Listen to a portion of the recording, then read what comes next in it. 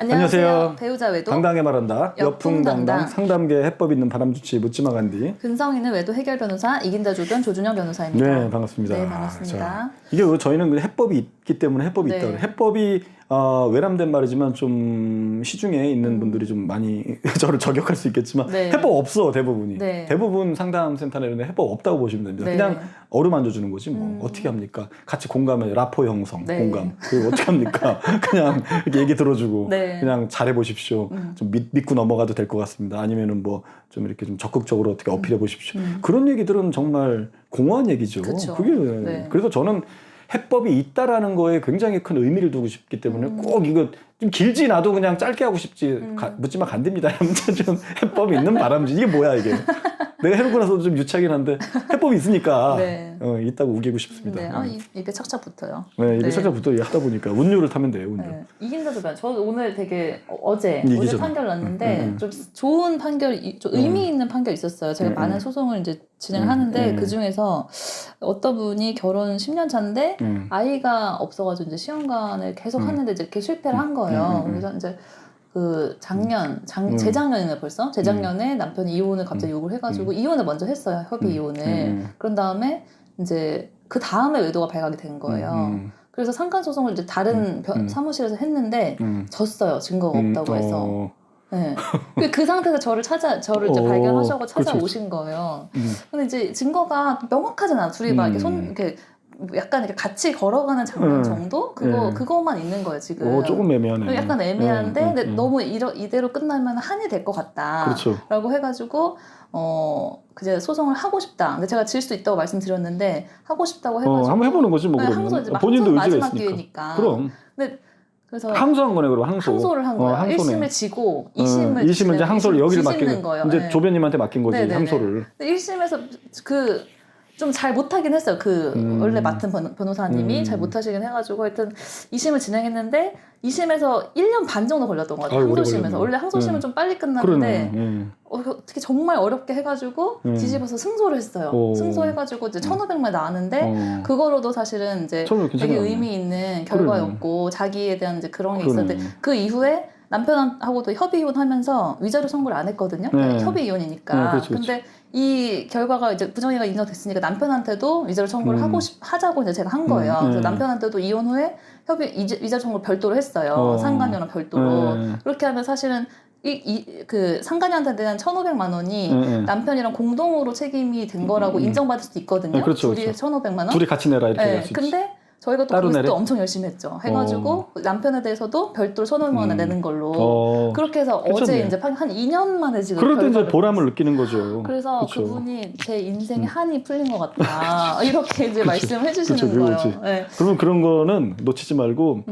제 저기다가 올려주십시오. 성공사례 좀 올려주십시오. 이렇게 하는 거야. 제 홈페이지에다가 성공사례 좀 올려주십시오. 이렇게 해야 돼. 그분 동의하시면 이제 진짜 이런 거는 그럼. 정말 그 사람들이 교묘하게 진실을 이렇게 호도하고 그렇죠. 좀 왜곡하는 거를 제가 어떻게 보면 다 이렇게 바로잡은 거잖아요. 그러니까 가장 억울한 게 내가 가뜩이나 바람 때문에 고통받아서 피해자인데 소송까지 지면은 진짜 억울하지. 그래서 저는 어지간하면 항소하라고 해요. 그리고 터무니없이 진 거는 이거 판사를 잘못 만난 걸 수도 있다. 해보시라. 그렇죠. 그러니까. 근데 어렵게. 근데 제가 그거 공감했던 게 이제 그분이 계속 이제 시험관으로 이제 막 임신을 하려고 자기는 엄청 고생했는데 저도 이제 시험관 해봐서 알지만 그게 진짜 힘들거든요. 정신적으로. 그래서 막 자기는 하고 있었는데 그 사이에 남편은 외도를 했고 그 이후에 이혼을 하고 나서 그 남자는 그 여자랑 아기가 바로 생긴 거예요. 그리고 완전 제 생각에 약간 드라마 같아요. 이 스토리들이. 추잡스러운 뭐야 이게. 너무 정말 드라마 같은 일 겪어가지고 동물의 왕국이네. 그랬었어요. 네. 정말. 네. 아이고 그쪽도 바로 또 애가 생겼다는 얘기죠. 네. 그런 사건이 있었습니다. 네. 이렇게 어쨌든 뭐 이긴다, 마지막 한을 푸는 그런 소송이 될 수도 있어요. 이게. 이긴다 조변님의 어떤 그런 앞부분에 이긴다라는 표현이 무색하지 않을 정도로 이겼네. 이겨야 되고. 이겼어요. 왜냐면 소송은 이기는 게 목적이고 저는 해법을 드리는 게 목적이고 그래서 해법 있는 간디고 이긴다 조변 이렇게 가는 거죠, 그죠? 자 오늘의 주제는 그 바람 잡는 비결은 이 몰두를 잘하는 데서 몰두. 왜 이 몰두라고 하는 제가 그 단어를 꺼내냐면 이 몰두를 해야 될 때가 있고 하지 말아야 될 때가 있거든. 그게 지금 혼동이 돼가지고 이게 대처를 못하는 경우가 굉장히 많아요. 왜냐하면 세간에서는 주변에서는 대부분이 몰두를 하지 말아야 될 때 몰두하라 그러고 몰두를 해야 될 곳에 몰두하지 말라 그러고 거꾸로 조언을 한단 말이에요. 네. 무슨 얘기냐면 자, 바람은 일단 깊은 중독이다. 중독자는 자기들끼리 그 어떤 자기 조절 능력이 상실됐기 때문에 전두엽이 마비돼가지고 판단력 상실, 이성 상실 이렇게 됐기 때문에 자기네들끼리 자기 조절 능력이 상실됐기 때문에 절대 자기네들끼리 정리할 수 없다. 네. 정리하려고 시도를 해도 안 된다. 중독이니까 자꾸 발걸음이 글로 간다. 상간자를 만나러 간다. 그래서 계속 설득하고 호소하고 눈물로 호소하고 잘해주고 해도 판판이 깨지는 게 소용이 없는 게 네. 중독이라는 걸 우리가 간과했기 때문에 네. 그럼 중독은 뭐냐? 강제로 못하게 해야 되는 거다. 강제로 상간자부터 치기 시작하시라. 그래서 강제로 아내나 남편이 개입해가지고 그 불륜 관계를 개입해 들어가서 강제로 정리시켜야 된다. 네. 특히 더더욱이 깊은 바람은 더더욱이 대부분 깊은 바람이잖아요. 이미 네. 증거 잡았을 때는 이미 깊어질 대로 깊어질 맞아요. 때 잡은 경우가 굉장히 많아요. 네. 우리가 암으로 따지면 거의 이제 말기로 갔을 때 이렇게 발견하듯이 희한하게 바람도 긴가민가 하면서 이렇게 방치하다가 나중에 결정적 증거를 잡았을 때는 이미 둘이 맞아요. 육체적인 건 필수고 네. 정신적으로까지 이미 깊어져서 정서의 강을 제가 건넌다 그러잖아요. 정서의 강을 이미 건넜다. 그런 경우가 굉장히 많다. 네. 그래서 이거는 악착같이 아내나 남편이 개입해가지고 끊어놔야 되는데 네. 끊어놓을 때는 그러니까 바람이 진행 중일 때는 끊어놔야 되기 때문에 악착같이 개입해야 되기 때문에 그 바람에 집중을 해야 되는 거거든요. 몰두를 해야 되는 거거든. 근데 그때 주변 사람들이나 대부분의 상담사도 그렇고 뭐 특히 종교인들 몰두하지 말라 그래. 거기다가 네. 딴 데다 몰두하라는 얘기야. 너 네. 자신을 개발하십시오. 네. 자신을 내려놓으라 이런 얘기지. 네. 그리고 뭐 어디 딴 데다가 딴 데다 신경 쓰고 뭐 너도 네. 취미 활동을 해라. 뭐 친구를 만나라. 심지어는 뭐 맞바람을 펴라. 아니 그래 맞바람을 펴. 그거 필 수 있어. 순간이지. 네. 맞바람을 피는 거는 내 가정이 잘 돌아갈 때 피면 괜찮아요. 제가 맞바람 권장하는 건 아니지만 만에 하나 아내분이나 남편이 진짜 복수심에 불타서 내가 맞바람 필 거야. 난 반드시. 근데 지금 바람이 진행 중인 거 뻔히 아는데 이게 해결되지 않은 상태에서 맞바람 펴봤자 공허하단 말이에요. 그쵸, 네. 집에 오면 이 구질구질한 현실은 그대로인데 그 남자가 생각나겠어? 그 여자가 생각나겠어? 짜증나지? 그러니까 맞바람도 잘 안 된다고. 근데 이제 바람을 다 잡고 나서 가정을 안정화시킨 다음에 나중에 복수하시라 차라리 하더라도. 그래서 맞바람도 아니야. 뭐 어디 딴 데다가 집중할 때 뭐 여행 다녀? 그래가지고 또 어떤 심지어는 뭐 따로 좀 떨어져서 살아봐라. 좀 집을 나와봐라. 아니면 좀 내보내봐라. 그렇게 나간다니까.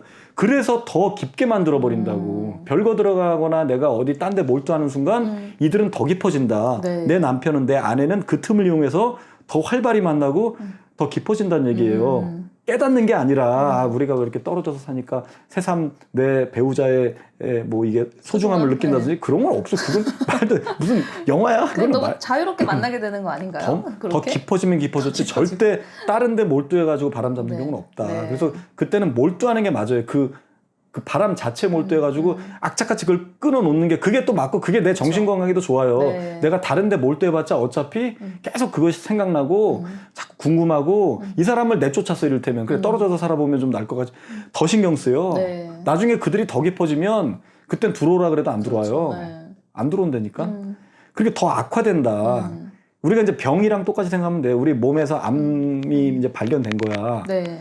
그럼 이거에 수술에 집중하고 치료에 집중해야 되는 거잖아요. 근데 대부분 그게 상식이잖아. 이거부터 치료하는 게 맞잖아. 딴 거 네, 다 그렇죠. 필요 없잖아. 네. 근데 이 암세포는 계속 무럭무럭 자라고 있는데 아, 마음을 내려놓으십시오. 자, 여행을 다니셔야 됩니다. 친구를 많이 만나십시오. 네. 이걸 자꾸 덮으라는 얘기거든. 네. 속은 골고 있는데 속은 암덩어리가 계속 자라서 말기로 가고 있는데 그냥 덮자는 얘기야. 지금 집에 불이 났어. 불이 났는데 자, 이 불을 보면서 불멍을 하십시오. 불멍을 하면서 그동안 살아온 걸 생각하시면서 이 불이 왜 났는지 일단 그 성찰부터 하시고 불과의 대화를 하십시오. 뭐야 이 개소리야 이거. 종교인들이 하는 게 그런 것 같아.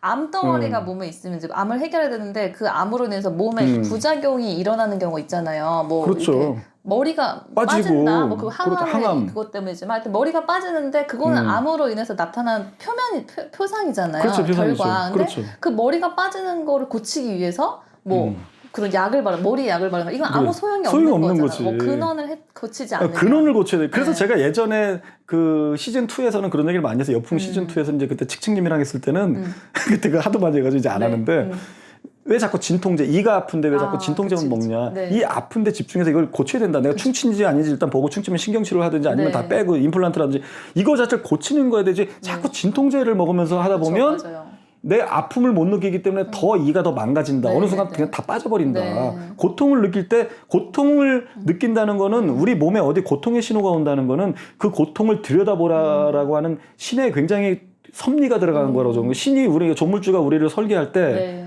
설계하니까 또 대장동 설계가 생각나. 그 설계 말고 신이 그렇게 정치적인 얘기하면 안 돼. 큰일 나. 정치랑 이런 얘기 잘못 건드리면 이게 큰일 납니다. 어쨌든 대장동 설계 아니고 우리 몸의 설계를 신이 몸을 설계할 거 아닙니까? 뭐 부처님이 했든 하나님이 했든 설계할 때 이 고통이라는 걸 주는 거는 굉장히 큰 은총을 준 거라고. 고통을 줌으로써 너 죽지 말라는 얘기거든. 고통을 주는 건 거기 빨리 고치라고 하는 신호잖아요. 우리가 어디 아프면은 가서 막 보면은 거기에 막 뭔가 속에서 골고 있고 여러 가지가 있잖아. 암도 발견. 그걸 얼른 고치면 이제 건강히 오래 사는 거고 고통을 못 느끼면 죽는 거잖아요. 어디가 아픈지도 모르면은 거기가 계속 막 출혈이 몸속에서 발생하는데 아픔도 못 느끼고 아무것도 못 느끼면 갑자기 픽 쓰러지고 그냥 죽는 거거든. 그래서 고통이라는 걸 거길 들여다보고 집중하고 몰두하라는 얘기거든. 바람이 났다는 건 바람에 몰두하라는 얘기예요. 바람으로 인해서 내가 고통을 받고 있잖아요. 나한테 고통을 줬다는 거는 그 고통의 원인을 제거해서 그 싸움에 들어가야라는 얘기거든. 들어가야 된다는 얘기거든. 근데 딴 데다가 신경 쓰라는 거야. 지금 이 고통을 받고 있는 걸 빨리 고칠 생각은 안 하고 불이 났는데 불을 빨리 끌 생각은 안 하고 그냥 저기 하란 얘기지. 그냥 뭐 딴 데다가 딴 데 신경 쓰면 집 다 타는데 암이 걸렸으면 암을 고치는 데 집중해야 돼. 몰두해야 되는데 그 몰두하지 않고 그냥 딴 데다가 신경 쓰다가 말기로다가 다 그냥 죽어버리는데 근데 왜 가정이 죽는 거는 그렇게 쉽게 얘기하냐고. 난 그런 조언하는 사람들 과연 얼만큼 이거에 대한 통찰을 하고 얘기하는지 난 그 의문이라는 얘기지. 남의 가정 다 해체시켜버려 그래놓고. 무슨 간통죄 같은 거 만들어 놓고 이혼을 무조건 해야지만이 그 신고를 할 수 있게 해놔가지고 무조건 이혼부터 하고 그 뭐 옛날에 여간빵 막 덮치고 그러잖아. 경찰 대동해. 그럼 이혼은 무조건 되는 거야. 간통죄. 이 사람들은 물론 후련해. 형사처벌은 받게 만들지만 간통죄 했으니까. 우리 가정은 다 해체됐어. 이게 뭐냐고. 우리 가정은 온전히 유지시킨 상태에서 그들만 응징하게 하는 그런 간통죄였어야 되는 거지. 옛날에 죄가. 이게 굉장히 잘못된 거라고 보는 거죠. 그래서 바람이 날 땐 바람에 몰두하는 게 맞다. 딴 데 몰두하는 게 아니다. 그리고 바람이 이제 지나갔어. 이제 다 해결이 된 거예요. 이제 진짜 이렇게 살피고 저렇게 살펴도 둘이 끝난 거야. 그래서 이 사람이 또 나한테 잘해. 그때는 또 거기에 또 몰두하지 마. 그때는 그때 또 바람에 몰두하는 건 아니야. 근데 또 그때 몰두해. 자꾸 그거 가지고 캐내고 그때 좋았냐? 그년이 좋았냐? 너 지금 끝난 거 맞냐? 이씨. 야 나랑은 왜 이렇게 하냐? 그때 그년이랑 또 이렇게 했지 않냐? 야 거기 왜 그년이랑만 갔냐? 난 계속 그 얘기하는 거야. 끝났는데. 그쵸. 그러면 또 싸움밖에 안 돼. 이 사람은 남편은 지가 아무리 죽을 죄를 졌어도 아내랑 새롭게 시작하려고 하면 옛날 일을 거론하지 않기를 바라거든요. 그래야지 이제 옛날 걸 묻고 새롭게 시작할 거 아니에요. 근데 아내는 또 너무 고통스러우니까 옛날 일들이 자꾸 떠오르니까 안 되는 거야. 한번 올라오기 시작하면 막 퍼붓고 심지어 또 따기 때리고 계속 이렇게. 그럼 이 사람도 참다 버럭거리고. 그럼 계속 평행선으로 가다가 나중에 또 싸움하고. 그때는 여기 몰두하지 마시라. 그때 딴짓을 하시라. 바람이 해결된 다음에는 내 배우자가 나의 고통을 덜어주지 못해요. 이 사람이 가해자였기 때문에 한계가 있다. 이 사람 보고 있으면 더 짜증나. 계속 옛날 생각나고. 그때 차라리 재밌게 노시라 바깥에서. 내 마음을 그렇지. 뭐 절에 가서 마음을 다스리거나 뭐 교회를 가서 거기에 뭐 종교에 집중하거나 또는 그냥 흥청망청 친구들 만나서 술 먹고 방탕하게 놀거나. 그때 이제 내 마음을 다스리기 위한 그럼 이제 여행도 다니고 시도를 하는 거네요. 그럼요. 저도 이제 그 소송 하시는 분들한테 이렇게 얘기를 하거든요. 그러니까 모든 사건에는 다 기승전결이 있어야지 끝나는 건데 이 외도로 인한 고통은 사실은 결이 있을 수가 이걸 그대로 놔두면 그 사람들이 만약에 이제 정리가 그냥 됐다고 해도 내 마음속에서 계속 이게 커지는 것 같아요. 고통이 시간 지날수록. 그럼요. 근데 이제 소송을 하게 되면 어쨌든 기승전결이 있고 소송의 결론으로 이제 끝나는 거잖아요.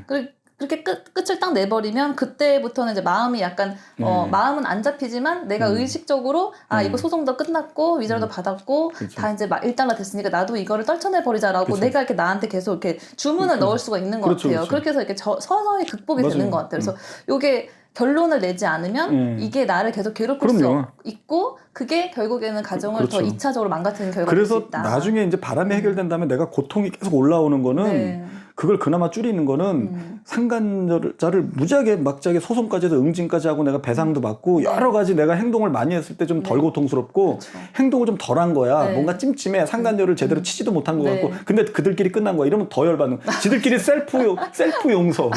그렇잖아. 응? 영화 밀양에 나오는 맞아요. 그 원래 저는 소설로 먼저 그 벌레 이야기. 네. 벌레 이야기에서 나오는 그거잖아. 지가 우리 애 죽여놓고 지가 감옥에 들어가서 사형수가 됐는데 찾아갔더니 지 스스로 셀프 용서가 돼서 은총이 충만한 얼굴로 나타나가지고 자기가 성경책 들고 나서 자기가 오히려 더 편안해진.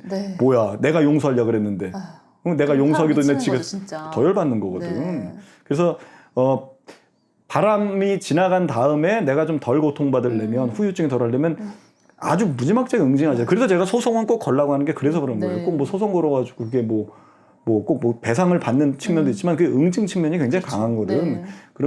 그리고 이제 어쨌든 간에 그 지나가고 난 다음에는 다른 데 몰두하시라. 근데 바람이 진행 중일 때는 거기에 집중하시라. 예, 그렇게 좀 정리할 수 있겠습니다. 자, 저희 그 여풍당당 그 바람치유센터 있는데 거기에 뭐 요런 거 비슷한 내용의 글도 많고 뭐 여러 가지 사연들도 있으니까 거기서 많은 활동 부탁드리겠습니다. 다음 시간에 또 봬요. 안녕. 안녕.